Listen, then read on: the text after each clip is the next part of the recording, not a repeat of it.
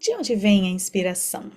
Faz uns 3 anos eu acreditava que o que me faltava era substrato criativo. Então eu viajava para visitar museus em busca de substrato. Eu fazia aulas e mais aulas em busca de substrato. Assistia vídeos, filmes nessa eterna busca. Eu queria um terreno fértil e nutritivo para eu poder dali tirar material para criar. Hoje eu percebo que eu tenho bastante substrato. O que eu preciso, na verdade, é me dedicar para esse trabalho artesanal de lapidar as minhas ideias. Tem muitas ideias que eu acredito que se eu fizer isso toda semana, essa veia criativa, esse rio vai fluir. Primeiro aqui vem um ponto muito importante, que é a necessidade de estudo para ser uma pessoa criativa. Se, por exemplo, você acredita que a inspiração vem do nada, sem a transpiração, você está muito enganado. Na natureza, tudo se transforma. E na arte, não é uma cópia, não é algo que se copia. É por isso que, na verdade, não existe algo mais fértil do que o caos, né? Que é representado na carta do louco. Então aqui, ó, essa representação do louco desse tarô da Floresta Encantada é muito interessante porque ele mostra o prenúncio do gamo, né? O gamo branco, mostrando que algo novo está chegando, algo selvagem, algo que foge da lógica, né?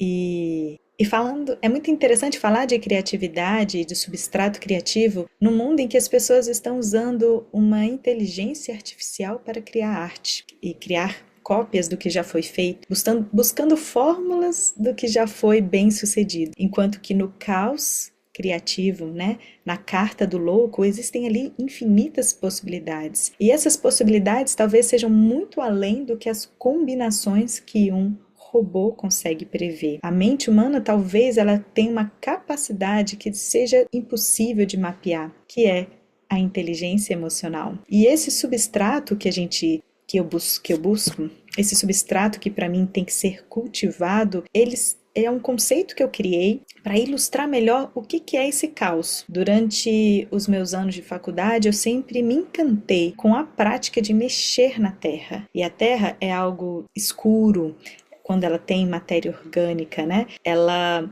possui outras cores também, dependendo dos minérios que tem ali. Só de saber que, para muitos, aquela terra escura era considerado sujeira, mas na verdade era algo extremamente fértil, cheio de nutrientes, isso me encantava. E muitas vezes o que a gente acha que é besteira, as conexões que a gente acha que não fazem sentido pela lógica convencional, é justamente aquilo que torna a coisa criativa. Da mesma forma, a gente precisa então de uma mente assim, cheia de substrato, cheia de nutrientes férteis, para que a ideia consiga germinar e criar raízes, se nutrir e desenvolver, né?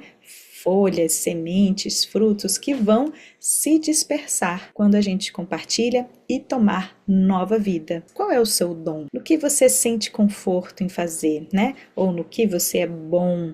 Provavelmente esta é uma área em que você se sente mais criativo, sente que você tem mais conforto para experimentar, pois existe ali um mínimo domínio do tema, já existe ali um substrato, ele pode se tornar mais fértil. E depois você pode se conectar com assuntos diversos e com outros assuntos, e ali vai gerando então uma ideia nova que não necessariamente possuem correlação. Então a gente começa a experimentar algo que é inédito. Inédito também é algo que me atrai.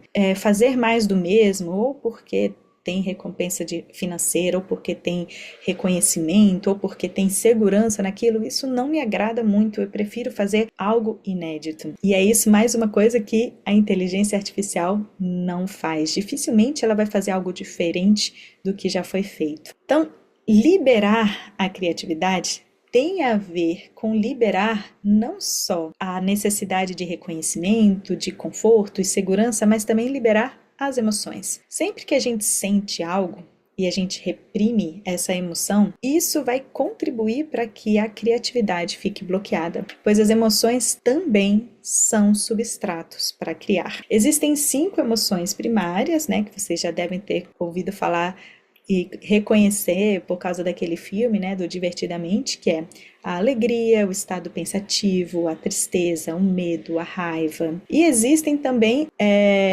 emoções que vão sendo derivadas a partir delas, e aí as linhas são diversas, né? Nas minhas criações, eu percebo que existem sim combinações dessas emoções. Eu trabalhei muito tempo com a emoção da excitação, do desejo, do tesão, que são manifestações de alegria combinadas com o fogo, com o eros, com o despertar dos sentidos. Eu uso também muito no meu trabalho criativo a emoção da devoção, do desapego, que seriam emoções derivadas, por exemplo, do medo e da preocupação. Pois quando eu sinto medo, por exemplo, o que eu busco para equilibrar isso é o desapego. E quando eu estou preocupada, ansiosa, eu busco equilibrar isso com a devoção, com a crença, com a fé.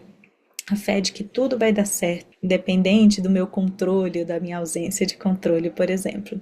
Então, tirar essas emoções de frasquinhos e começar a deixá-las correrem, esta não é só uma parte terapêutica, mas também é um dos caminhos para a gente sair do bloqueio criativo e deixar a inspiração, que são esses relâmpagos, esses insights, essas ideias que vêm mais recorrentes, mais próximas da gente, né? Quanto mais a gente fica nas emoções encapsuladas e paralisantes, como medo e preocupação, né? É mais difícil da inspiração vir. E mais estéril o substrato fica, porque o substrato começa a querer ficar moldado, aí perde oxigenação, perde iluminação ali. Eu não sei se vocês sabem, muita gente já fala disso, mas eu acho importante falar novamente. Emoção, pelo menos assim na raiz da palavra, né, do português, vem da palavra mover, né, na etimologia. Isso quer dizer que a natureza da emoção é entrar em movimento. Entrar em movimento como água, né? As emoções no tarô, no naipe do tarô, o naipe de copas, ela tem a ver com o elemento água, então está sempre representado ali emoções e esse elemento. Então é para elas fluírem como um rio e não ficarem estagnadas. Então a gente foi ensinado, né, desde a nossa infância até a fase adulta, a não expressar determinadas emoções, como raiva, medo, frustração. Então, assim, quando a gente coloca essas emoções nesses frasquinhos, nessas cápsulas, não posso sentir isso agora, não é adequado sentir isso. Depois, a nossa mente esquece onde a gente guardou essa emoção e aí elas vão virando as mágoas, água. E é por isso que no meu processo como atriz, eu fui percebendo que para eu ser uma atriz que conseguia expressar as emoções, eu não podia simplesmente reproduzir a ideia estereotipada do que aquela emoção era. Eu precisava buscar no meu repertório pessoal aonde aquela emoção ficava desperta, né? Então, qual situação, qual experiência que eu vivi que pudesse me trazer aquela emoção à tona. E muitas vezes nem era algo que eu tinha vivido mesmo, mas um livro que me despertava aquela emoção, um filme que me despertava aquela emoção. Então, quando eu vou ensinar, por exemplo, os meus alunos a interpretar, fazer uma performance, alguma coisa assim, na maior parte das vezes não funciona eu só falar, sinta isso. Só quando o cantor ou o ator é muito talentoso, né? Mas é muito fácil ele cair em clichês, é muito fácil ele imitar o que ele imagina que seja a expressão estereotipada daquela emoção. E aí não tem muita verdade, não tem muita conexão. E hoje em dia a gente tá sedento, né? Por se conectar, por buscar conexões verdadeiras. Então, uma forma de você se reconectar com a emoção é buscar esse momento que você viveu aquilo.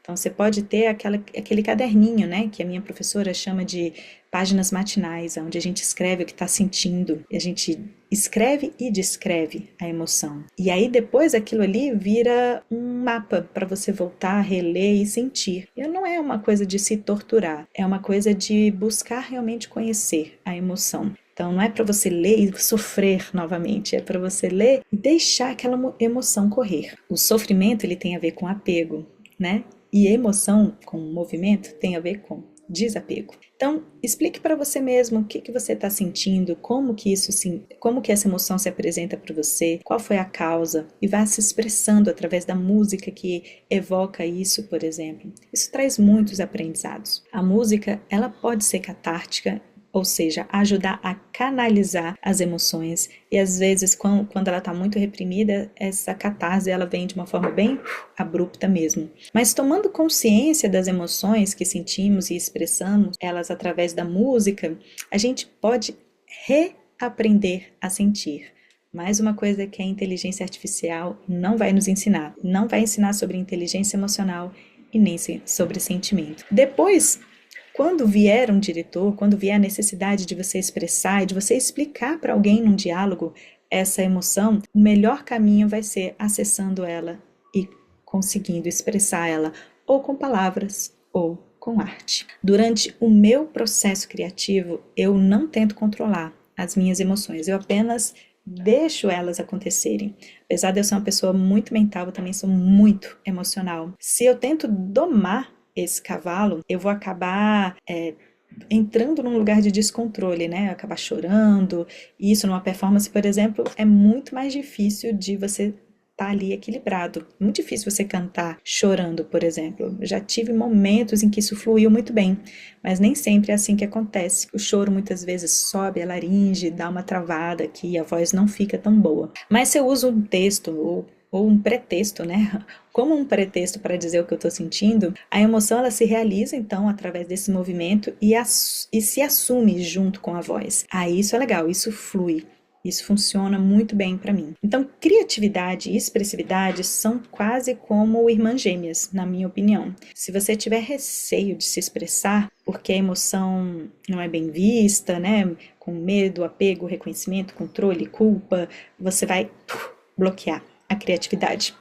Então, a gente pode tomar a seguinte atitude: ao expressar emoções, você está ajudando a sua criatividade. Quanto mais fluido está esse rio, melhor a inspiração se manifesta na sua vida. Por quê, gente? Porque sentir é humano. E eu não acho que a gente deve reprimir o sentir, mesmo que não sejam emoções bonitinhas, né? Por exemplo, inveja, insegurança, raiva. O grande aprendizado aqui, gente, é o que fazer com essas emoções. Como se expressar da melhor forma possível, usando, por exemplo, a comunicação autêntica, não violenta, ou transformando isso em arte. Para mim, faz muito sentido expressar através da arte. E eu tenho trabalhado para conseguir comunicar isso de uma forma que cause impacto positivo nas relações e que seja algo de valor, não monetário, mas de valor para comunicar para as pessoas. Se a gente se priva de sentir, a gente cria uma arte carente de humanidade. E uma arte é tão importante, a gente viu isso na pandemia, a arte é tão importante para deixar a nossa mente sã, então a gente não pode deixar isso de lado, não pode achar que o digital, o artificial vai substituir isso.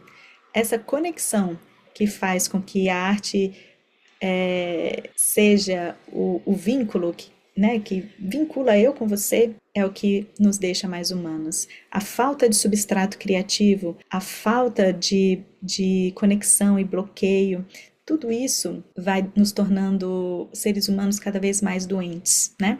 Então, a inspiração, ela precisa vir num momento de contemplação, um momento tranquilo, um banho, um sonho, um dirigir, um viajar, e ela precisa encontrar ali um terreno fértil para ela poder se sedimentar, mas ela precisa ser humana, ela precisa estar fundamentada. E para isso, nós seres humanos, a gente precisa estudar, a gente precisa aprender a arte. Então, antes de encerrar, eu quero lembrar que, além desses nossos episódios aqui, eu também ofereço aulas de canto, atendimentos de tarô, runas e mapa astral, para quem quiser desenvolver a sua expressão pessoal, buscar autoconhecimento. E se você também quiser apoiar esse projeto para que ele continue crescendo, é só acessar o meu Apoia-se, o link está na descrição.